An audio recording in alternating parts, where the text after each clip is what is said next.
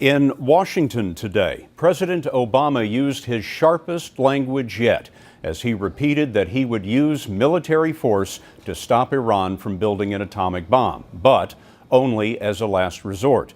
The president spoke ahead of an important meeting at the White House on Monday with the Israeli Prime Minister Benjamin Netanyahu. Norah O'Donnell is our chief White House correspondent at the White House tonight. Norah? Scott, President Obama is trying to convince the Israeli leader that a pre-emptive strike is not the best option. He's also trying to convince the American public as well, telling a woman at a fundraiser last night that she was jumping the gun by thinking that war was imminent.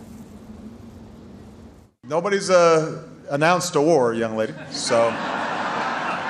But we appreciate your sentiment. In fact, Mr. Obama is trying to avoid a war, telling the Atlantic magazine he will try to persuade Netanyahu to postpone an attack on Iran's nuclear facilities.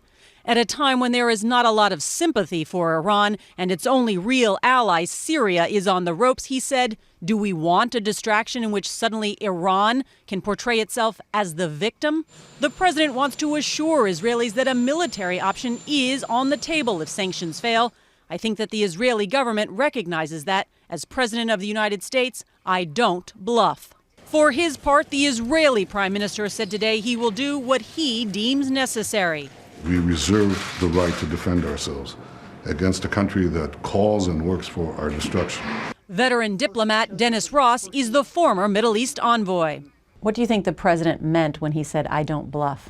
He thinks pretty carefully about his words, and when he chooses his words, they're by design. They're not by accident. Meant to send assurances to the Israelis?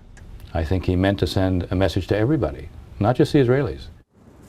And Scott, another message the president wants to send to world leaders is to stop buying Iran's oil, or the alternative could be what no one wants, a war in the Middle East. Norah, thank you very much.